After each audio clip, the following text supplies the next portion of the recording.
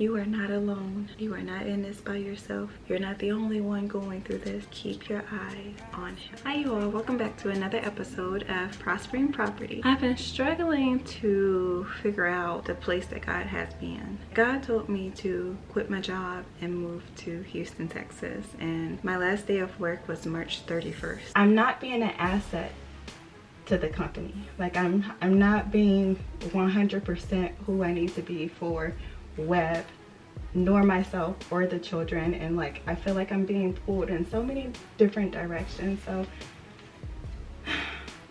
I think it is best if I end my journey with web.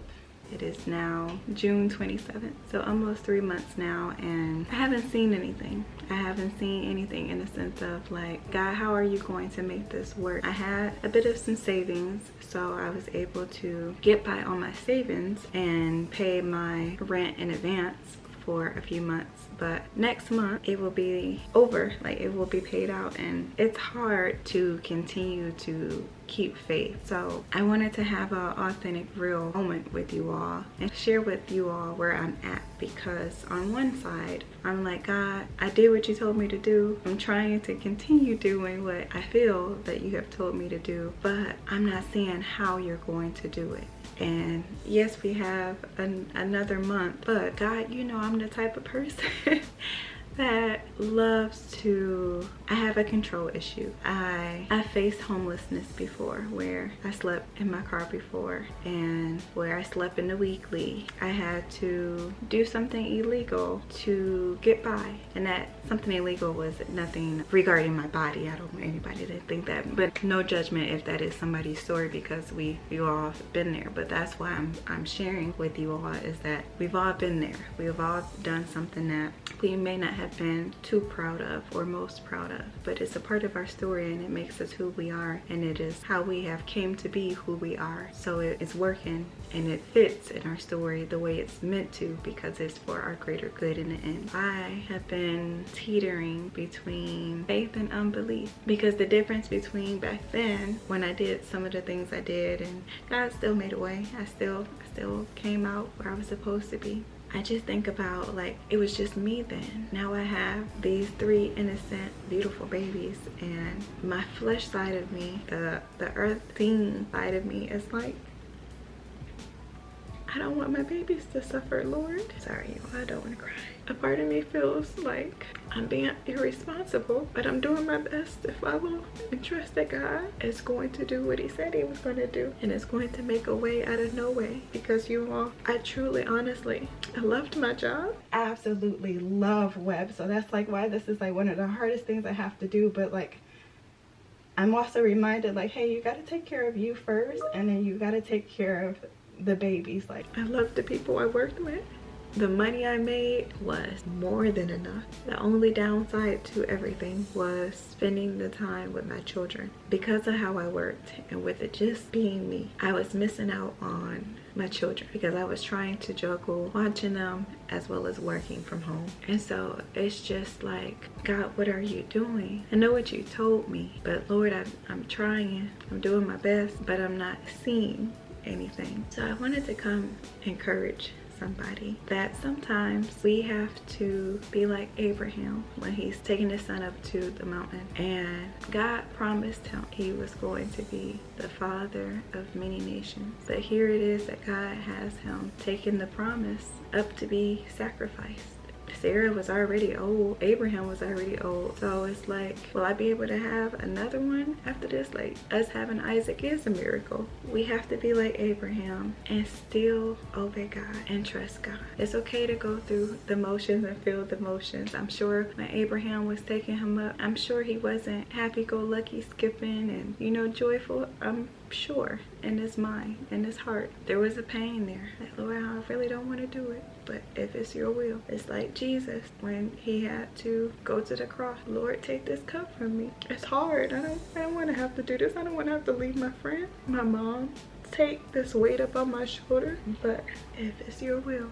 So that's where I'm at. I'm like, Lord, if it's your will, because I know on the other side of it, it's something that I couldn't even have imagined or dreamed of. So my encouragement to you is, it's hard. Walking by faith is hard. It's not easy. It's not glamorous. And a lot of times we don't get to see people go through. We see the other side of it, where people have already made it and then they reach back and they share their story and they tell their testimony. But it's not often that we actually witness it and see it. I'm just like you. I'm trusting that God is going to do something that is outside of my realm, outside of my control, something that only he could have done. Because you all, I tell and ask God every day, like, hey God, like, okay, it's me. You know, time is ticking. Like in the beginning, when I first moved here in April, I'm excited, I'm joyous. I'm like, okay, yay, Lord, I get some time to rest. I get to lay back, kick my feet up for a little bit. But then like 2 weeks in, I'm like, God told me to start working out. God told me to post my videos, do my videos again. So I've been doing it. And in my mind, I'm like, okay, Lord, well, we got until August. So if I'm like, this is me, in my mind, how I thought things would go. We got until August. So Lord, if I start right now, okay, about May, June, if I'm posting consistently like you're telling me to do, it's gonna take off. Everything going to just start rolling in, and I'm going to be able to pay another 4 months in advance. And then May hit. I'm like, oh, okay, Lord, we here. It's coming. I trust you. Still hopeful, still joyful, but starting to like, Lord, what you doing? And then June came. We're in June. I'm like, okay, so this is definitely going to be the month. This is going to be it. And now that we're about to enter into July, although there's still time, I'm now also thinking of, okay, but what if it doesn't happen in July? What is next, Lord? What's going to happen next? I've never been late on a bill. I've never faced an eviction. I've never had something where like I signed up for it and I couldn't maintain it. And so I'm scared. I'm scared that I'm going to drown. I feel like I'm Peter right now, where, you know, they saw Jesus on the water walking, and Peter is like, hey, Lord, if it's you, then allow me to come to you. And Jesus says, come. Jesus didn't go get him and like hold his hand and walk him over. No, Jesus said, come. So Peter got out of that boat during a storm, took a few steps, and then realized, ooh, Lord, there's still a little waves between you and I.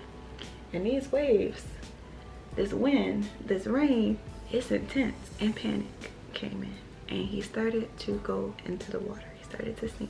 And what God keeps putting on my heart with that story is that although Peter took his eyes off of Jesus, although Peter allowed fear to seep in, and although Jesus said, you of little faith, Peter still had faith to step out.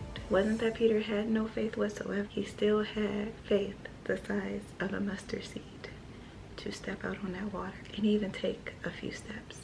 And even more, even though Peter didn't have full faith in Jesus, Jesus still got him. Peter still made it out. Peter did not suffer. Peter did not drown. Peter did not go meet the Lord in heaven. Jesus stepped in and got him. And so even with my struggles of fear that I'm going to drown, that I'm going to fall, Jesus is still going to get me. God is still going to get me. I say all of this to say, you are not alone. You are not in this by yourself. You're not the only one going through this or having these waves, no pun intended, of doubts and fears. It's hard walking by faith.